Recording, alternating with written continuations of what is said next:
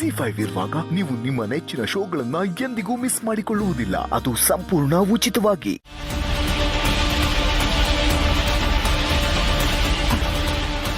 ಯಾಕೆ ಸಸಿ ಹೊರಗಡೆ ನಿಂತಿದ್ಯಾ? ಬಾ ಒಳಗೆ. ಅಯ್ಯೋ ಬಾ ನೀನು, ಬಾ ನೀ, ಏನೂ ಅಕ್ಕಿಲ್ಲ, ಬಾ ಬರವ ಬಾ. ಪುಟ್ಟಕ್ಕವ್ರೆ, ಬಂಗಾರತ್ತೆ ಎಲ್ಲಿದ್ದಾಗ ಅವ್ರ ಮನೆಗೆ ಬರೋದು ತಪ್ಪು. ಇಲ್ಲ ಇಲ್ಲ, ಯೋನು ತೆಪ್ಪಾಗಕ್ಕಿಲ್ಲ. ಅಮ್ಮವರು ಯೋನು ಅನ್ನೋಕ್ಕಿಲ್ಲ ಅನ್ನೋ ನಂಬಿಕೆ ನಂಗೈತೆ. ಮನೆಗೆ ಹೊಸ ಜೀವ ಬಂದು ಮನೇಲಿರೋ ಸಂಬಂಧಗಳನ್ನೆಲ್ಲ ಒಟ್ಟು ಮಾಡ್ತಾ ಇದ್ದಲ್ಲ ಅಂತ ಇನ್ನೂ ಖುಷಿ ಪಡ್ತಾರೆ. ತಗೊಳವ ಕೂಸ್ತಕ.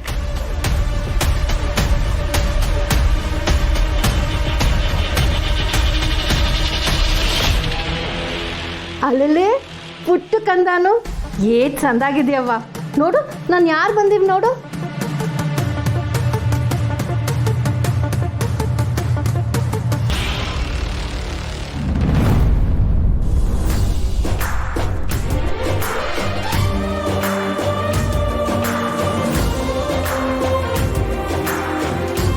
ಮನೆಗೆ ಮಗು ಬಂದ್ರೆ ಎಷ್ಟು ಖುಷಿ ಅಲ್ವಾ?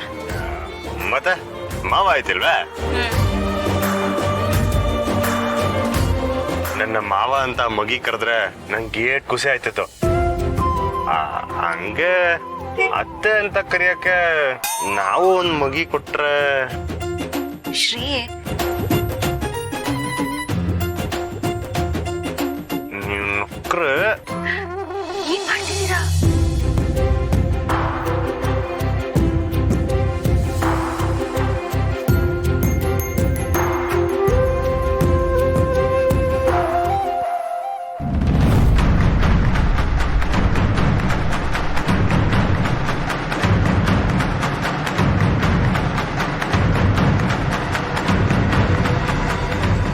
ಇಷ್ಟು ವಯಸ್ಸಾದ್ರೂ ಈ ಚೇಷ್ಟೆ ಮಾತ್ರ ಬಿಟ್ಟಿಲ್ವಲ್ಲ ನೀನು. ಕೈ ಹಿಡಿಯಕ್ ಬರ್ತಾನೆ. ಮೈ ಮೇಲೆ ಒಳ್ಳೆ ಹಲ್ಲಿ ಹರಿದಂಗಾಯ್ತು. ಅಪ್ಪಯ್ಯ ಮನೆಗೆ ಹೋಗಿದ ತಕ್ಷಣ ಮಗಿನ್ ತಪ್ಕೊಂಡು ಮುದ್ದಾಡ್ಬಿಡದೆ. ಅಯ್ಯೋ ಶ್ರೀ, ಈಗ ತಾನೇ ಹುಟ್ಟಿರೋ ಮಗು, ಹುಷಾರಾಗಿ ಎತ್ಕೋಬೇಕಾಗತ್ತೆ. ಆಯ್ತಾಯ್ತು ಮಿಸ್.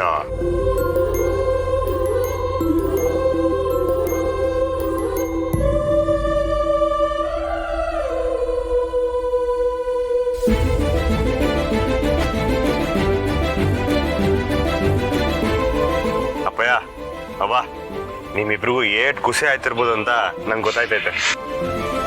ಆದ್ರೆ ಈ ಮೌನಾರ್ಥದಿಂದ ನಿಮ್ ಮಗಿತ ಮಾತಾಡಕ ಆಗಿಲ್ವೇ? ಶ್ರೀ, ಅತ್ತೆ ಮತ್ತೆ ಮಾವಯ್ಯಂಗೆ ಮಗುನ ಮಾತಾಡಿಸ್ಬೇಕು, ಮುದ್ದಾಡ್ಬೇಕು ಅಂತ ತುಂಬಾನೇ ಆಸೆ ಇದೆ. ಹೌದು ಮಿಸ್ಸು. ಅಪ್ಪಯ್ಯ ಅವ್ವ, ಇವತ್ ಸಂಜೆ ಗಂಟ ಮೌನಾರ್ಥ ಮಾಡಿ ಆಮೇಲೆ ಬೇಕಾದ್ರೆ ದೇವ್ರಿಗೆ ತೆಪ್ಕಣ್ಗೆ ಹಾಕಿದ್ರೆ ಆಯ್ತು. ಶ್ರೀ, ವ್ರತದ ವಿಷಯದಲ್ಲಿ ಹಾಗೆಲ್ಲ ಮಾಡಕ್ ಆಗಲ್ಲ. ಆದ್ರೂ ಮನ್ಸ್ ಕೇಳಕ್ಕಿಲ್ವಲ್ಲ ಮಿಸ್ಸು? ಈಗ ನನ್ ಮನ್ಸು ಮಗು ನೋಡೋವರೆಗೂ ನನ್ ಮಾತು ಕೇಳಲ್ಲ. ನೀವ್ ಬೇಗ ಗಾಡಿ ಓಡಿಸಿ. ಆಯ್ತು.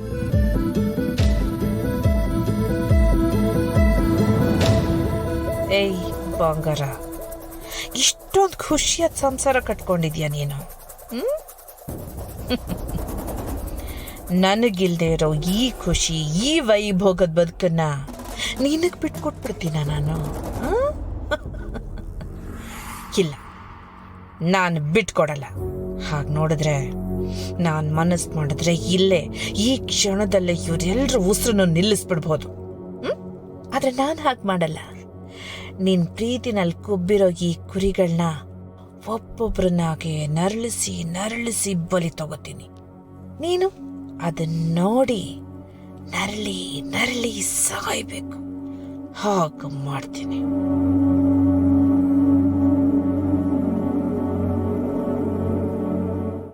ಅವ್ವ, ನೀವು ಸರಿಯಾದ ಸಮಯಕ್ಕೆ ಬಂದಿಲ್ಲ ಅಂದಿದ್ರೆ ನಮ್ಮನೇಲಿ ಖುಷಿನೇ ಇರ್ತಾ ಇರಲಿಲ್ಲ.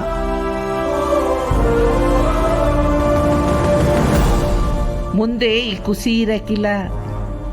ಇದೇ ಪುಟ್ಟಾಕ್ನಿಂದನೇ ನೀನು ಹೆಂಗೆ ಕಣ್ಣೀರ್ನ ಕೈ ತೊಳಿತೀಯೋ ನೋಡ್ತಾ ಇರು. ಅದು ಸರಿ ವಸು, ನೀನು ನನಗೆ ಯಾಕೆ ಫೋನ್ ಮಾಡಲಿಲ್ಲ? ಆ ನೋವಲ್ಲಿ ನಂಗೆ ಏನು ಮಾಡಬೇಕು ಅಂತಲೇ ಗೊತ್ತಾಗ್ಲಿಲ್ಲ ಸರ್. ಯಾಕೆ ರಾಧಾ ಇರ್ಲಿಲ್ವಾ? ಇದ್ದೆ ಅವಳಿನ್ನೂ ಚಿಕ್ಕವಳಲ್ವೇ. ನಾನು ಬರೋ ಹೊತ್ತಿಗೆ ಹೊಸು ಕೂಗಾಡೋದು ನೋಡಿ ಗಾಬರಿಯಾಗಿ ಡಾಕ್ಟ್ರನ್ನ ಕರ್ಕೊಂಬರಕ್ಕೆ ಹೊಂಟಿದ್ಲು. ಅವ್ವ, ಅದು ಯಾವ ಜನ್ಮದಲ್ಲಿ ನೀನು ತಾಯಿ ಆಗಿದ್ಯೋ, ಕಷ್ಟ ಅಂತ ಬಂದಾಗ ದೇವ್ರ ಥರ ಬರ್ತೀಯ. ನಿನ್ನ ಋಣನ ಹೇಗೆ ತೀರಿಸ್ತೀನಿ ಅಂತ ಗೊತ್ತಾಗ್ತಿಲ್ಲ ಅವ್ವ. ಅವ್ವ ಅಂತ ಹೇಳ್ತೀಯ, ನಾನು ಹಂಗೆ ದೂರ ಮಾಡಿಬಿಡ್ತೀಯ. ನನ್ನ ಬದಲು ನಂಜವನೇ ಈ ಕೆಲಸ ಮಾಡಿದಿದ್ರೆ ಹಿಂಗೆ ಹೇಳ್ತಿದ್ದ? ಅವ್ವ, ಅವ್ವ ಅಂತ ಬಾಯಿ ತುಂಬ ಅಂತಿಲ್ಲ, ಅದೇ ನನಗೆ ಸಾಕು. ಹಾಂ, ಬಾಣಂತಿಗೆ ಲೇಹ್ಯ ಮಾಡಬೇಕು. ನಾನು ಹೇಳೋ ಕೆಲವು ಬೇರುಗಳೆಲ್ಲ ಹೋಗಿ ತಗೊಂಬಂದು ಕೊಡು. ಸರಿ ಅವ್ವ, ಅದೇನು ಬೇಕು ಅಂತ ಹೇಳು, ತರ್ತೀನಿ.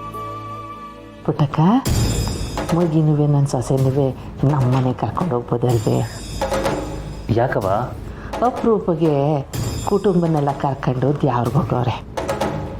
ದ್ಯಾವ್ರ ಪೂಜೆ ಮಾಡ್ಕೊಂಡು ನಿಧಾನಕ್ಕೆ ಬರಲಿ. ಅಲ್ಲಿ ಗಂಟ ಮಗುನುವೆ ಬಾಣ್ತೀವಿ, ನಾನು ನೋಡ್ಕೊತೀನಿ. ಪುಟ್ಟಕ್ಕ ಒಬ್ಬಳಿಗೆ ಕಷ್ಟ ಆಗಕ್ಕಿಲ್ವೇ? ಅದಕ್ಕೆ ಬೇಡ ನಂಜವ್ವ. ಎಲ್ಲರೂ ದರ್ಶನ ಮುಗಿಸ್ಕೊಂಡು ವಾಪಸ್ ಹೊಲ್ಟ್ ಬರ್ತಾವ್ರೆ. ಅಮ್ಮವ್ರಿಗೆ ಜೀವ ಇಲ್ಲೇ ಇರ್ತದೆ.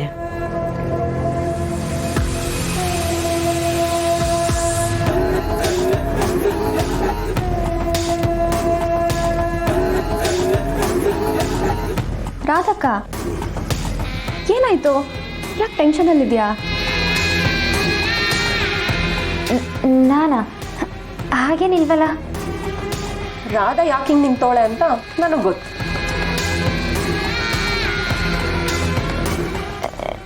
ಗೊತ್ತಾ? ಯಾಕೆ? ಸಸಿ ಅತ್ತೆನ ಬಂಗಾರತ್ತೆ ನೋಡಿದ್ರೆ ಬೇಜಾರು ಮಾಡ್ಕೊಂತಾರೆ ಅಂತ ಅಲ್ವೇ?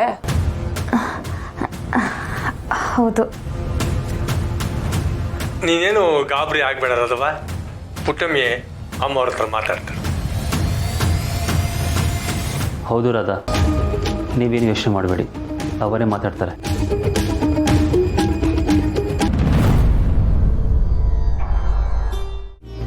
ಅಕ್ಕ, ನಾನು ಕೇಳಿದ ಇಡ್ಲಿ.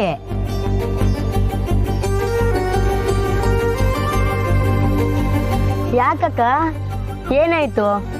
ಬೆಳಗ್ಗೆಯಿಂದ ನೋಡ್ತಾ ಇದ್ದೀನಿ, ಒಂಥರ ಇದೆಯಾ? ಹಂಗೇನು ಇಲ್ಲ ಕಣ್ಲ.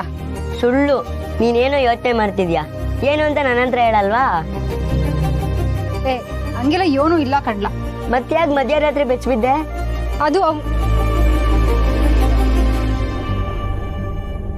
ಏನೋ ಕನ್ಸು. ಊರ್ ನೆನ್ಪಾಯ್ತಾ?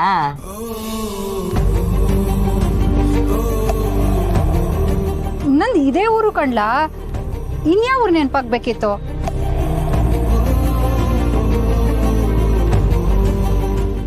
ZEE5 ಆಪ್ ಡೌನ್ಲೋಡ್ ಮಾಡಿ ಎಲ್ಲಾ ಸಂಚಿಕೆಗಳನ್ನು ಸಂಪೂರ್ಣ ಉಚಿತವಾಗಿ ನೋಡಿ.